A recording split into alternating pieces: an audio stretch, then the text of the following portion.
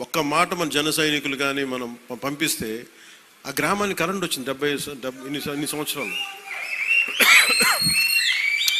అంటే ఇవన్నీ ఎందుకు చెప్తున్నానంటే, నేను కేవలం ఒకదానికే పరిమితం అయిపోతే నా శక్తిని మీరు చంపేసినట్టు వాళ్ళు అయిపోతారు. నాలాంటి వాడిని మీరు ఎంత బలం ఇస్తే, బయట ప్రాంతాల నుంచి వచ్చి అసలు నన్ను ఏం చేశారు లాస్ట్ టైం, మా జిల్లాల్లోకి వస్తే, మా ప్రాంతాల్లోకి వస్తే మేము అడుగు పెట్టాం, మా నియోజకవర్గాల్లోకి వస్తే చాలా నాకు చెప్పి వాళ్ళు మటుకు నేను ఎంచుకున్న నియోజకవర్గానికి వచ్చి మొత్తం వ్యతిరేకంగా చేశారు. వాళ్ళ ఏరియాలోకి వెళ్ళకూడదట, వాళ్ళ నియోజకవర్గాల్లోకి వెళ్ళకూడదు, కానీ మనం పనిచేస్తున్న నియోజకవర్గాలకు వచ్చి ఏదైనా కలగచ్చు. అంటే వాళ్ళకి అర్థం కాదు ఏంటంటే, నేను సన్నగా కనిపిస్తానో మెత్తగా కనిపిస్తానో నాకు తెలియదు, కానీ నా గట్టిదనం వాళ్ళకి తెలియదు. అంటే మీరు మొండి పట్టు పడితే, మీరు గొడవ పెట్టుకోవాలనుకుంటే నేను సంసిద్ధంగా ఉన్నాను, ఎప్పుడైనా గొడవ పెట్టుకోను.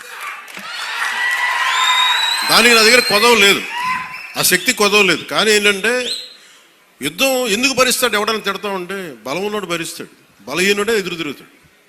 నేను ఎప్పుడన్నా సరే నా వ్యక్తిగతంగా నేను ఎప్పుడు గొడవ పెట్టుకోను. వ్యవస్థ కోసం ఇబ్బందులు అయినప్పుడు నాకేంటి, గత ప్రభుత్వం అద్భుతంగా పనిచేస్తే నాకు ఎందుకు అవసరం ఏముంది, అసలు పాలిటిక్స్ రావాల్సిన అవసరమే లేదు.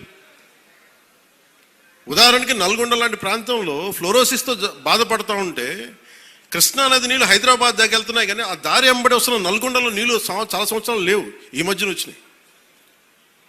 అక్కడ మనుషులు ఈ మన ఫ్లోరోసిస్ తోటి చిన్న బిడ్డలు వంగిపోయి మంచానికి ఉంటే అది బాధ కలుగుతారు. ప్రభుత్వాలు ఏం చేయట్లేదు. అలాంటి అనేకమైన సంఘటనలు కోకొల్లలుగా జరిగితే అది నాకు బాధ్యతని పెంచి రాజకీయాల్లో మనం ఏదైనా చేద్దాం, ప్రయత్నం చేద్దాం.